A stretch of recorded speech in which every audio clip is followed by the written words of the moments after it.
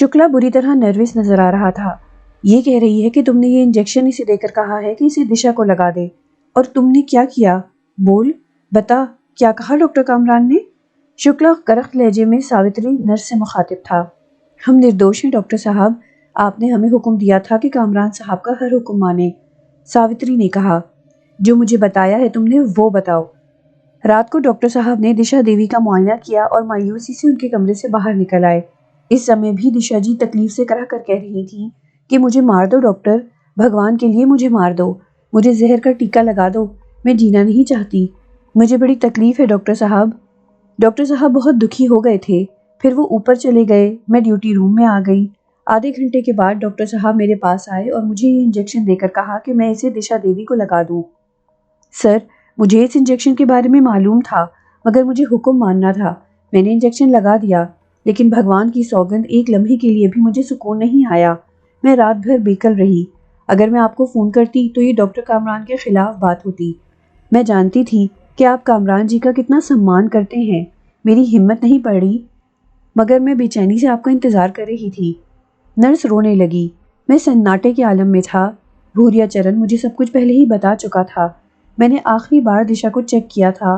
वो इस वक्त भी बड़ी तकलीफ में थी और वही अल्फाज कह रही थी जो सावित्री ने बताए थे। इसके बाद मैं अपने कमरे में आ गया था। वो मैं नहीं था जिसने सावित्री को ये हुक्म दिया था। जाहिर है वो भूरिया चरण या इसका कोई बेर होगा जो मेरी शक्ल में सावित्री के पास गया होगा। ये उसके लिए क्या मुश्किल था? इसके बाद तुम इसके कमरे में गई सावित्री? मैंने नरम लहजे में पूछा। नहीं डॉक्टर जी, हमारी हिम्मत नहीं पड़ी। आइए डॉक्टर शुक्ला, मैंने आहिस्ता से कहा। क्या कर सकता था? भूरिया चरण मुझे बता चुका था कि उसने अपना काम कर दिया है। अब मेरे पास करने को क्या था? दिल डूब रहा था, बुरा हुआ था, बुरा हो गया था। दिशा मर गई थी और एक भाई। हम कमरे में दाखिल हो गए, लेकिन दूसरा लम्हा बड़ा सनसनीखेज था। दिशा बेड पर बैठी थी। हमारी आहट सुनकर वो जल्दी से बेड से नीचे उतर आई। इसकी आंखें खुशी से चमक रही थीं। मैं ठीक हो गई अंकल जी, मैं ठीक हो गई डॉक्टर जी। देखो, सारे जख्म सूख गए। रात रात में चमत्कार हो गया। देखिए देखिए। वो जोश में अपने बदन के खुले हिस्से दिखाने लगी। हमें सकता हो गया था। कुछ लम्हे हम दोनों अपनी जगह से हिल भी न सके थे। फिर डॉक्टर शुक्ला ने आगे बढ़कर इसके खुले बाजू देखे। देखता रहा, फिर भारी लहजे में बोला, बदन के दूसरे हिस्सों का क्या हाल है? सब ठीक हो गए। मैं वॉशरूम जाकर देख चुकी हूँ। मुझे यूं लगता है जैसे अब मुझे कमजोरी भी नहीं, वरना मुझसे तो उठा भी नहीं जाता था। मैं ठीक हो गई हूँ अंकल जी। वो खुशी से बेकाबू हुई जा रही थी। मैंने और शुक्ला ने कोई जवाब नहीं दिया।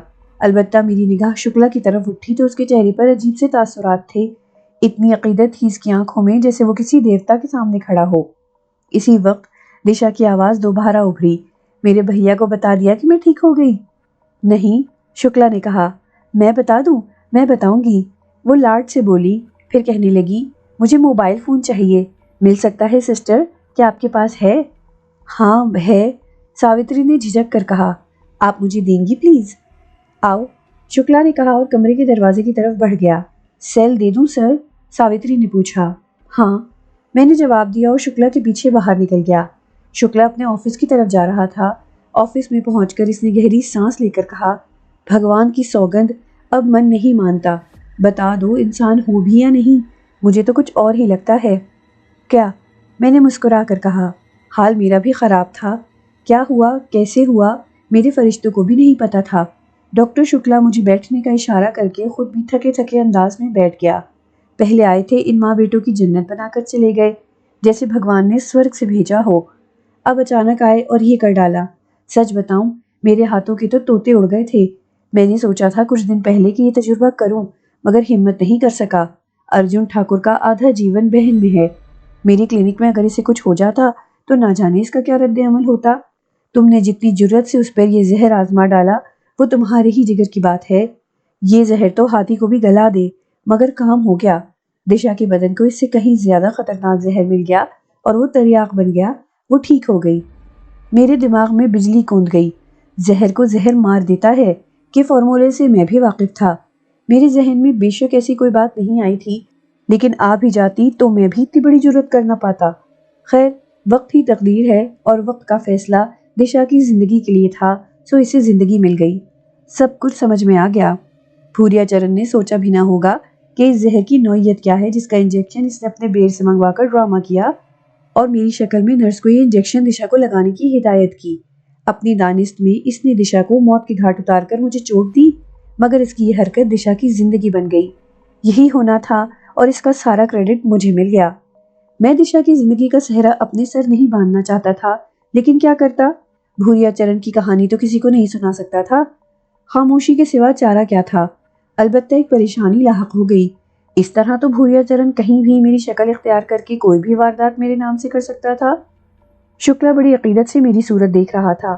شکر ہے اس نے یہ نہیں پوچھا کہ زہر کا یہ انجیکشن میرے پاس کہاں سے آیا۔ میں بہت خوش ہوں کامران، میرا دل چاہتا ہے کہ پورے آگرے میں ڈونڈی پٹوا دوں کہ ایک مسیحا آکاش سے اترا ہے، آؤ اور نیا جیون حاصل کر لو۔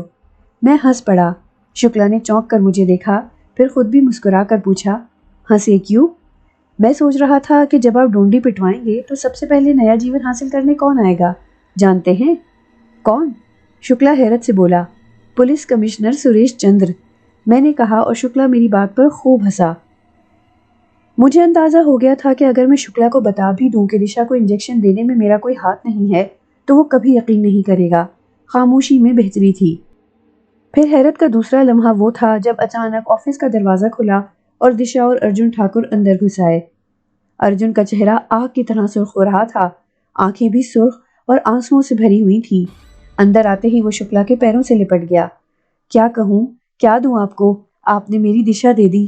آپ غلط کر رہی ہو ارجن، جس کا حق ہے اسے نہیں دے رہے؟ میں تو پہلے ہی ہاتھ کھڑے کر چکا تھا۔ دشا جس طرح اس سمے تمہارے ساتھ کھڑی ہے اس کا کارن کامران ہے۔ ارجن کھڑا ہو گیا۔ مجھے اندازہ ہو گیا کہ اب وہ مجھ پر جھپٹنے والا ہے۔ اس نے لرزتی آواز میں کہا، اور میں نے کہا تھا کہ شاید بھگوان نے دشا کو جیون دینا ہے، یہ میں نے آپ کو دیکھ کر کہا تھا، اور میں نے کہا تھا کہ انشاءاللہ وہ ٹھیک ہو جائے گی۔ ارجن نے آگے بڑھ کر میرے پاؤں پکڑ لیے۔ کیسی ہو دشا؟ میں نے دشا سے پوچھا۔ میں بیمار ہی کب ہوئی تھی؟ دشا ہنس کر بولی۔ دونوں بیٹھ گئے۔ ارجن خوشی سے پاگل ہوا جا رہا تھا۔ اس نے پوچھا، میں اسے ساتھ لے جاؤں؟ کیوں ڈاکٹر کامران؟ نہیں، کچھ وقت رہنے دیں ارجن جی، یہ میں احتیاطاً کہہ رہا ہوں، ان کی فزیکل فٹنس کا بھی جائزہ لینا ہوگا، بس 1-2 دن۔ ارجن فوراً مان گیا تھا۔ بعد میں میرے ذہن میں ایک اور خیال آیا۔ بھوریا چرن کو بدترین شکست ہوئی تھی۔ اپنی دانست میں اس نے میرے دل پر چرکا لگانے کے لیے بہت بڑا قدم اٹھایا تھا، لیکن قربان جاؤں اس تخلیق کنندہ کے کہ وہ جس طرح چاہے اپنی مخلوق کو محفوظ رکھے، آگ کو گلزار بنا دے۔ اس نے اسی زہر سے دشا کو زندگی عطا کی۔ زہر کو زہر مارتا ہے، وہی زہر دشا کے لیے تریاق بن گیا۔ شیطان کو لمبی عمر دی گئی ہے، بندوں کے امتحان کے لیے ہی صحیح، اور بھوریا چرن شیطان کا بھیانک روپ تھا۔ میں نے دشا کو آبزرویشن میں رکھنے کے لیے روک لیا تھا، لیکن اس وقت یہ نہیں سوچا تھا کہ اپنی شکست کا بدلہ لینے کے لیے وہ دشا کا دشمن نہ بن جائے، اسے کسی دوسرے طریقے سے نقصان نہ پہنچا دے۔ اسے بے شک دشا سے کوئی دشمنی نہیں تھی، بات صرف میری تھی، اور اس کا بہترین حل تھا کہ میں یہاں سے نکل جاؤں۔ اچھی طرح غور کرنے کے بعد بالآخر یہ فیصلہ کیا کہ کلینک چھوڑ دوں، بلکہ آگرہ ہی چھوڑ دوں۔ ڈاکٹر شکلا اب میرا عقیدت مند بن گیا تھا۔ اسے یقین ہو گیا تھا کہ میں کوئی دھرماتما ہوں جو انسان کے بھیس میں پھر رہا ہے۔ اگر میں اسے بتا کر جانے کی کوشش کروں گا تو وہ مجھے اتنی آسانی سے نہیں چھوڑے گا۔ اسے بتائے بغیر نکل جانا مناسب ہوگا۔ اس فیصلے کے بعد دشا کے پاس پہنچ گیا۔ وہ اس وقت اکیلی تھی اور کوئی کتاب پڑھ رہی تھی۔ مجھے دیکھ کر کتاب رکھ دی اور بڑے خلوص سے بولی، آئیے بھیا جی۔ کیسی ہے میری بہن؟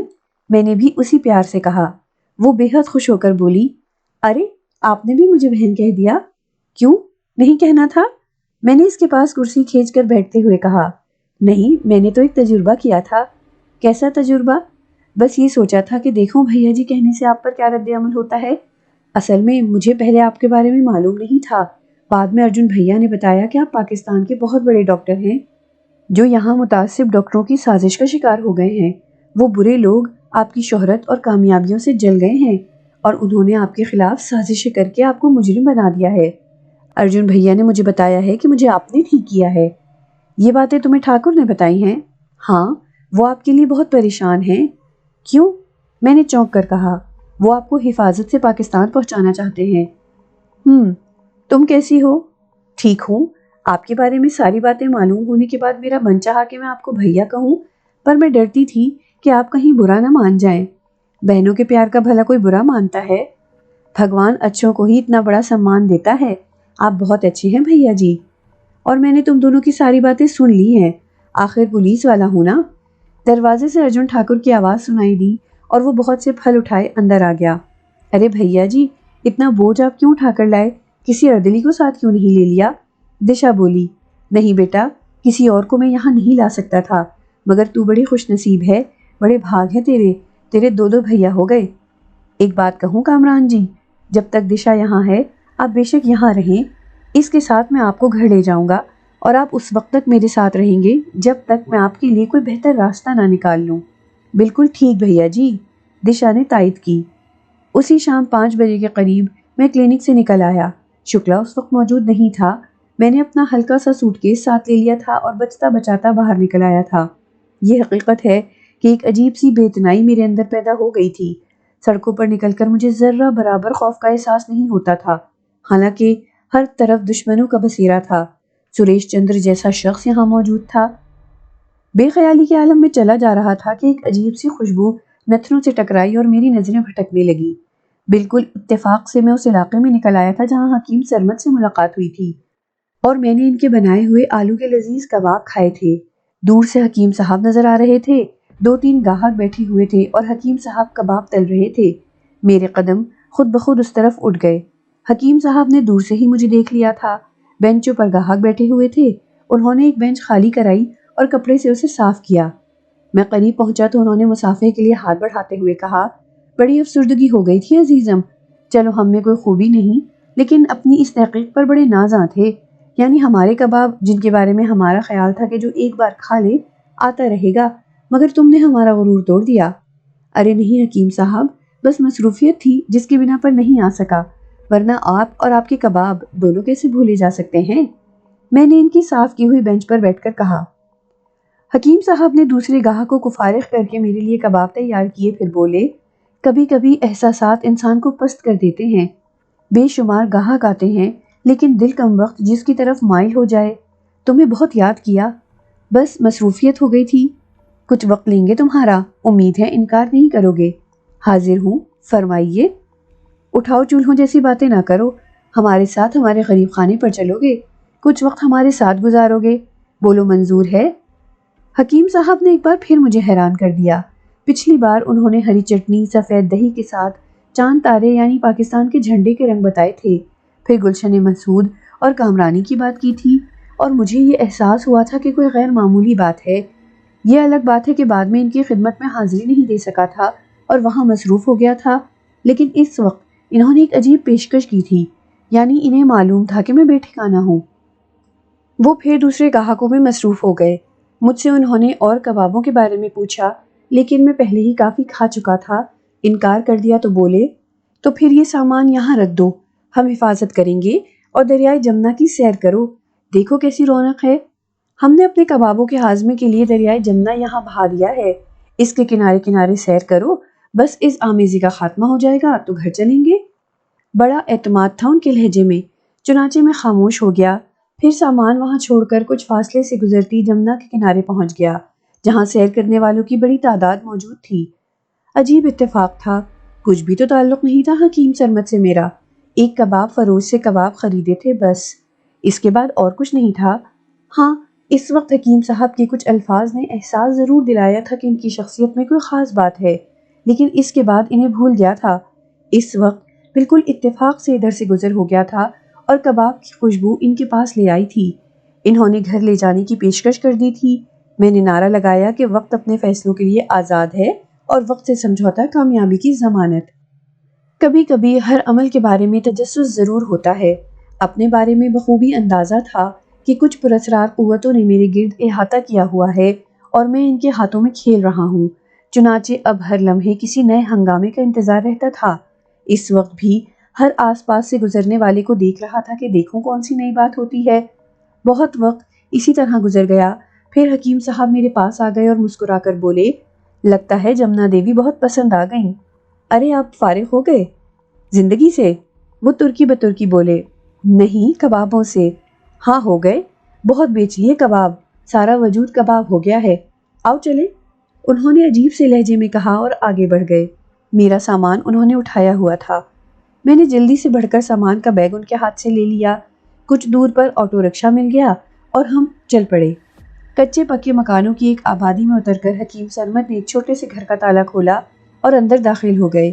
چھوٹا سا لیکن بہت صاف ستھرا گھر تھا، ہر چیز سے قرینہ جھلک رہا تھا۔ بڑی نفاست ہے یہاں، میں نے تعریفی لہجے میں کہا۔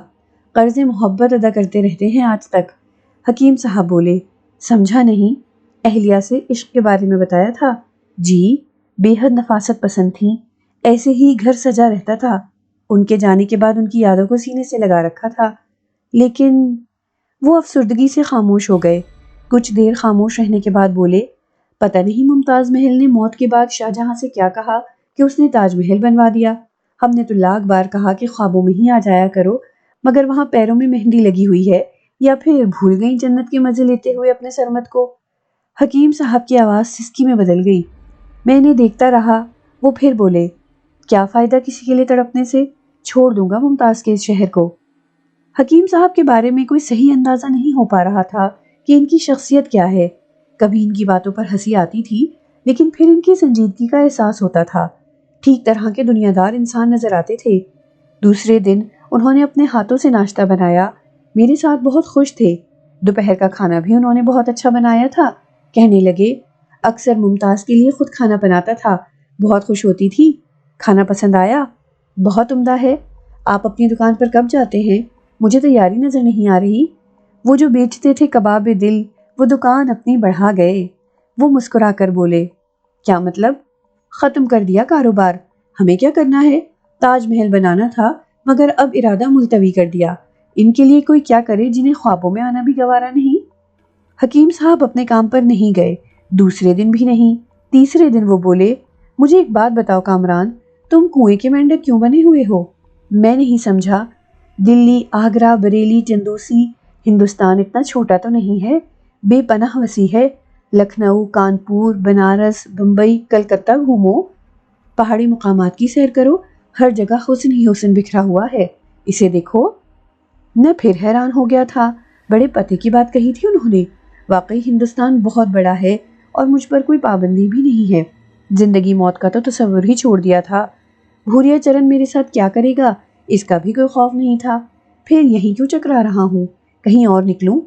لیکن حیرت اس بات پر تھی کہ حکیم سرمد نے انہی جگہوں کے نام لیے تھے جہاں میرا زیادہ وقت گزرا تھا۔ یہ اتفاق نہیں تھا، وہ دوسری جگہوں کے نام بھی لے سکتے تھے، لیکن انہوں نے انہی جگہوں کے نام لیے تھے جہاں جہاں میں گیا تھا۔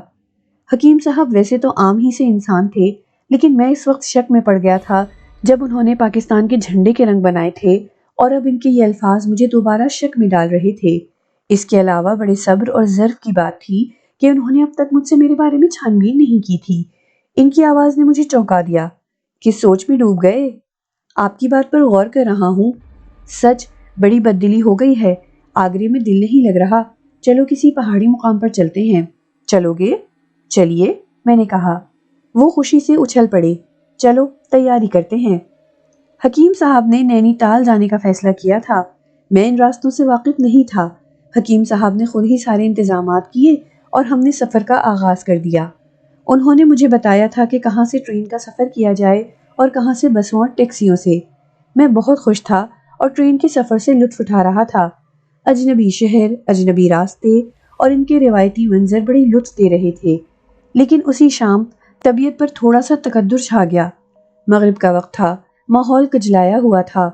ٹرین کسی ہل اسٹیشن پر رکی اور چھوٹے سے پلیٹ فارم پر ہنگامہ آرائیاں نظر آنے لگیں۔ میں باہر کے مناظر دیکھ رہا تھا کہ میری نظریں ایک طرف اٹھ گئی۔ وہ دو افراد تھے، بہترین ململ کے دھوتی کرتوں اور واسکٹوں میں ملبوس، سروں پر ٹوپیاں پہنے ہوئے، لیکن ان میں ایک بھوریا چرن تھا، دوسرا بنسی راج۔ بھلا ان منحوس چہروں کو میں کیسے بھول سکتا تھا؟ وہ بھی اسی ٹرین میں سفر کر رہے تھے اور ٹرین کے رکنے سے نیچے اترے تھے۔ میں ان پر نگاہیں جمائے ہوئے ہی تھا کہ انہوں نے مجھے دیکھ لیا۔ دونوں کے لبوں پر میں نے مسکراہٹ دیکھی، جیسے وہ اس بات سے واقف ہوں کہ میں انہیں دیکھ رہا ہوں۔ اسی وقت ٹرین نے وسل دی اور وہ دونوں اجلت سے ٹرین کی طرف لپکے اور نظروں سے اوجھل ہو گئے، لیکن کچھ لمحوں کے لیے حیرت میں ڈوب گیا۔ بھوریا چرن میرا تعاقب کر رہا ہے، ظاہر ہے اس کی زندگی میں مقصد میں تھا۔ وہ کھنڈولا بننا چاہتا تھا اور اس وقت تک نہیں بن سکتا تھا جب تک میں اس کے ناپاک وجود کو مطلوبہ مزار تک نہ لے جاؤں۔ اور میں بھوریا چرن اگر 100 بار بھی مجھے گردن کٹانی پڑے تو یہ غلیظ حرکت نہیں کروں گا۔ تو ہے کس خیال میں؟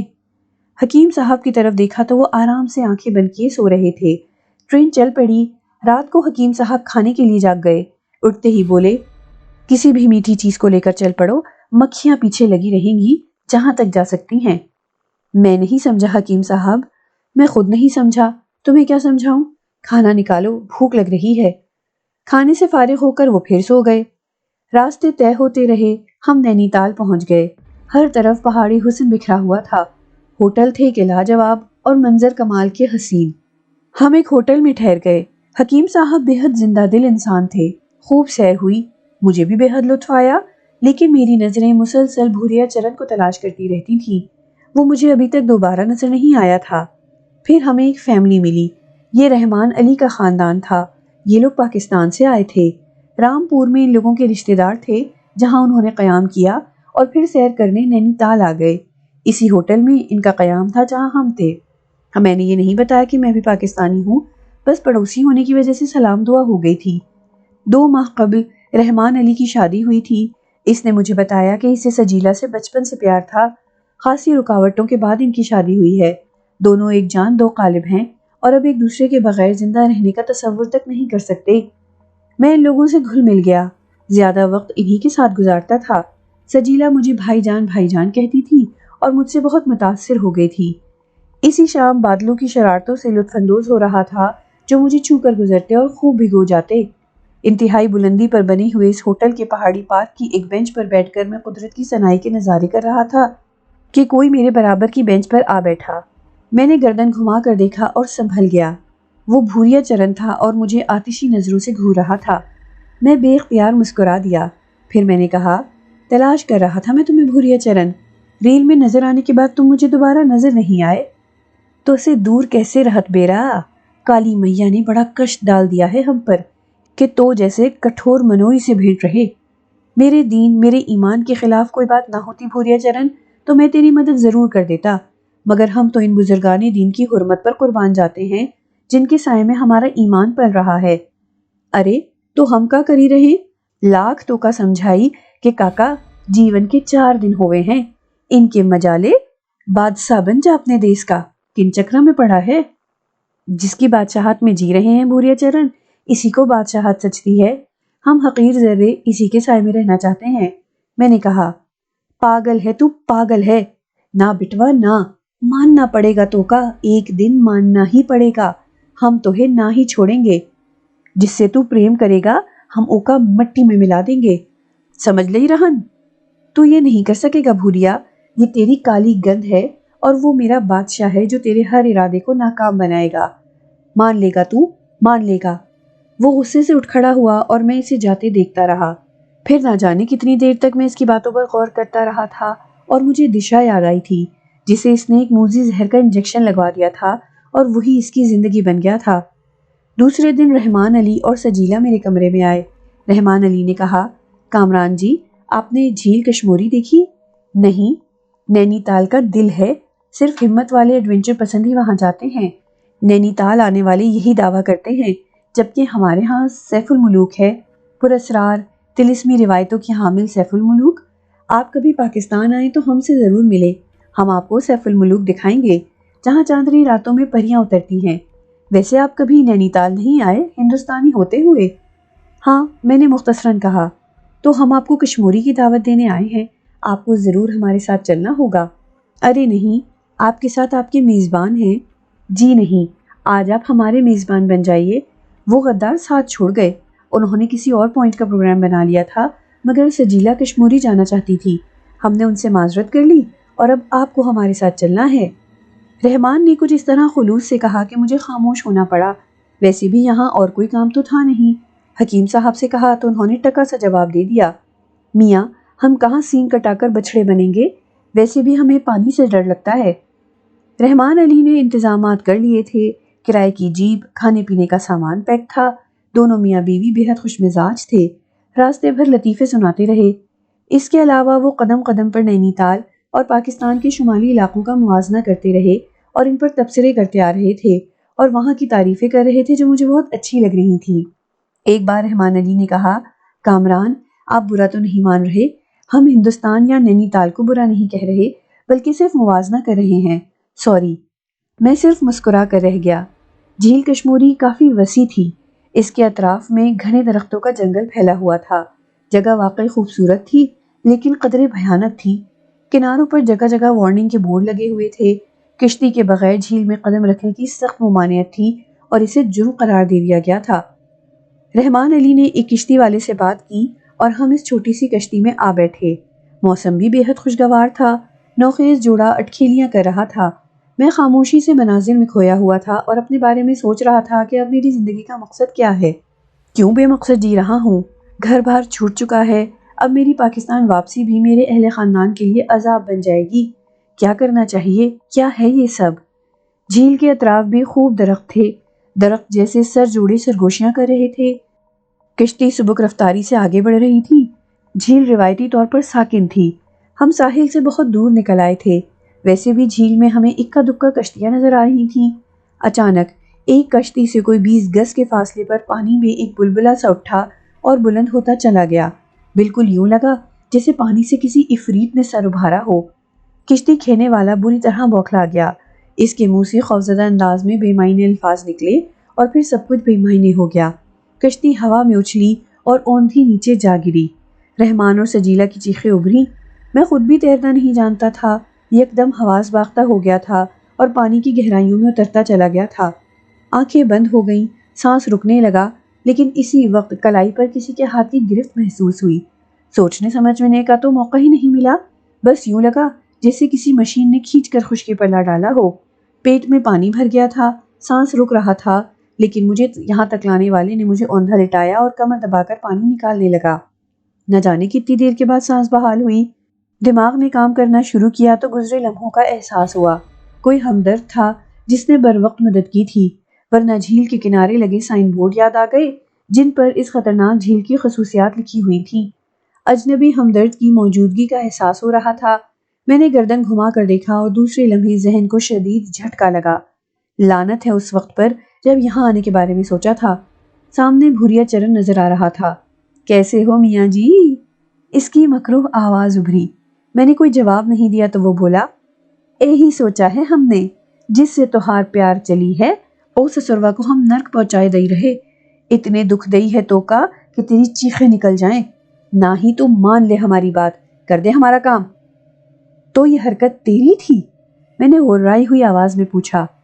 تیرے متر کی، تو کا بچا لائی رہے ہم، اور تیری وجہ سے اوئی سسر پتی پتنی پر لوگ سدھار گئے۔ میرا دماغ بھگ سے اڑ گیا، آنکھوں میں سرخی آ گئی، اور تو کچھ نہیں ملا۔ پھرتی سے پاؤں سے جوتا اتارا اور پورے قوت سے آرام سے بیٹھے بھوریا چرن پر دے مارا، جو بالکل اتفاقیہ طور پر صحیح نشانے یعنی اس کے منہ پر لگا۔ چونکہ اس میں پانی بھرا ہوا تھا اس لیے پھچاک کی آواز آئی اور بھوریا چرن پیچھے الٹ گیا۔ اس کے منہ سے کڑی آواز میں نکلا، اوئی تہار مہتاری۔ میں اٹھ کر ادھر ادھر دیکھنے لگا۔ کچھ فاصلے پر ایک لمبی سی سوکھی درخت کی ٹہنی نظر آئی۔ میں اس کی طرف لپکا تو بھوریا چرن نے چھلانگ لگائی اور کہیں دور بھاگنے کی بجائے ایک بلند درخت کے تنے تک جا پہنچا اور بندر کی طرح اس پر چڑھنے لگا۔ کمینے کتے، تو نے ان بیچاروں کو کیوں مار دیا؟ تیری لڑائی مجھ سے ہے، تو نے… یہ کہہ کر میں نے لکڑی اس پر پھینک ماری جو اس کے سوکھے بدن پر لگی اور اس نے گالی بکی۔ میں نے نیچے گرنے والی لکڑی دوبارہ اٹھائی تو وہ اور اوپر چلا گیا۔ پھر میں نے اس کے بدن کو گھٹتے ہوئے دیکھا۔ وہ چھوٹا ہو رہا تھا اور چند لمحوں کے بعد وہ مکڑا بن گیا۔ پھر اس کی ہنسی سنائی دی، اب بول پوت، لگا نسانے؟ میں غصے سے دانت پیسنے لگا تو وہ بولا، کالی میاں کی سوگند، بڑی خوشی ہو رہی ہے تو ہے دکھ ماں دیکھ کر، من ماں شانتی اتر رہت ہے۔ اب تک تو نے ہمیں دکھ دیے ہیں، اب تیرے دکھ سہنے کا سمے آ گیا ہے، سودا کریں گے تو سے۔ میں گہری گہری سانسیں لینے لگا۔ در حقیقت میرا دل رو رہا تھا۔ وہ اتفاقیہ حادثہ نہیں تھا۔ کشتی بھوریا چرن نے الٹی تھی اور ان دونوں کو ہلاک کر دیا تھا۔ میری وجہ سے ان کی جان گئی تھی۔ بھوریا چرن پھر بولا، تو ہے جس سے پیار ہوگا ہم او کی جان لے لئی رہے، مگر تو اسے پوچھیں گے ضرور کہ بول ہمیں پیر پھگنوا دوار پہنچاوت رہے یا نہیں؟ کبھی نہیں بھوریا چرن، مجھے تیرا چیلنج منظور ہے، جو تو چاہتا ہے وہ کبھی نہیں ہوگا۔ وہ خاموش ہو گیا۔ کمبخت اب نظر نہیں آ رہا تھا۔ مکڑی بن کر درختوں کے پتوں میں چھپ گیا تھا، بس اس کی آواز سنائی دے رہی تھی۔ میں پھر رحمان علی اور سجیلا کے بارے میں سوچنے لگا۔ کشتی الٹ گئی تھی، کشتی بان اکیلا تھا، زیادہ سے زیادہ اس بیچارے نے اپنی جان بچا لی ہوگی، پتہ نہیں وہ ساحل تک پہنچنے میں کامیاب ہوا ہوگا یا نہیں، پتہ نہیں انتظامیہ کو اس حادثے کی خبر ہوئی ہوگی یا نہیں۔ بھوریا چرن خاموش ہو گیا تھا، پتہ نہیں درخت پر ہے بھی یا نہیں، ہو سکتا ہے مکڑی بنے بنے خاموشی سے نیچے اتر کر بھاگ گیا ہو۔ اب کیا کروں؟ اس کے سوا کوئی چارہ کار نہیں تھا کہ یہاں سے لمبا راستہ طے کر کے وہاں تک جاؤں جہاں ٹرمینل بنے ہوئے ہیں اور اس حادثے کی اطلاع دوں۔ پاؤں سے دوسرا جوتا اتار کر اس کا پانی چھٹکنے لگا۔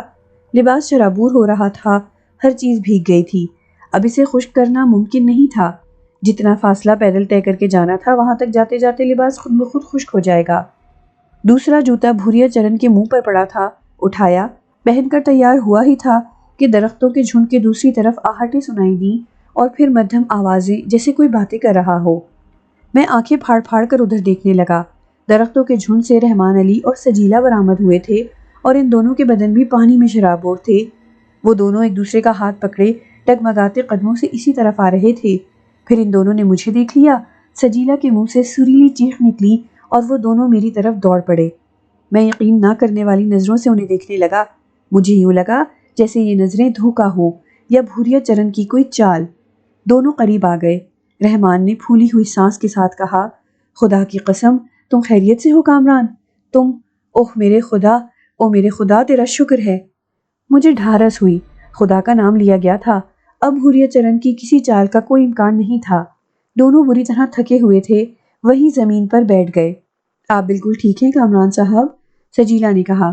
ہاں، آپ لوگوں کے لیے رو رہا تھا، میں نے حواس پر قابو پا کر کہا۔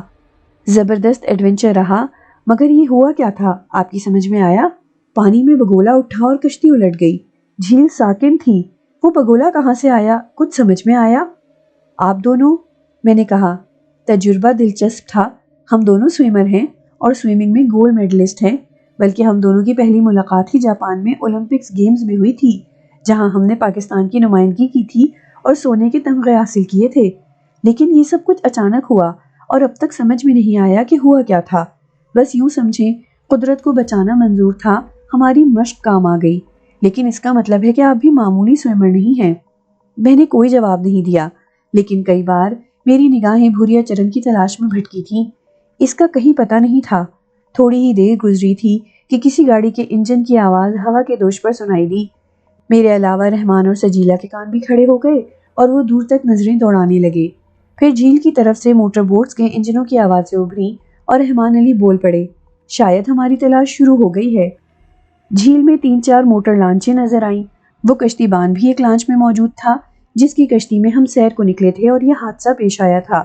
ابھی ہم ان لانچوں کو دیکھ رہے تھے کہ ایک جیپ درختوں کے جھنڈ سے نمودار ہوئی۔ جیپ والوں نے بھی ہمیں دیکھ لیا اور آخر کار ہم واپس اپنے ٹھکانے پہنچ گئے۔ رحمان علی اور سنجیلا کے لیے یہ ایک ناقابل فراموش حادثہ تھا، لیکن اس کی اصلیت مجھے معلوم تھی۔ البتہ رات کو آرام کرتے ہوئے میرے ذہن میں بہت سے خیالات گردش کرنے لگے اور میں ان کی ترتیب کرنے لگا۔ ماضی کا ہر نقش مجھے یاد آنے لگا۔ اسپتال کی ایک برستی رات کو ذلیل سادھو پہلی بار میرے سامنے آیا تھا۔ اس کے بعد سے مجھے یہ بھیانک کہانی شروع ہو گئی تھی۔ اس کے مرکزی کردار میں اور بھوریا چرن تھے۔ میری شخصیت ہی بدل گئی۔ میں ایک کامیاب ڈاکٹر بننا چاہتا تھا، لیکن کیا بن گیا؟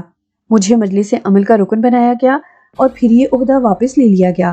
پہلے تو مجھے یہی لگا کہ میں معتوب ہوں اور اب میری سزا شروع ہو گئی ہے، لیکن میری غلطی تھی۔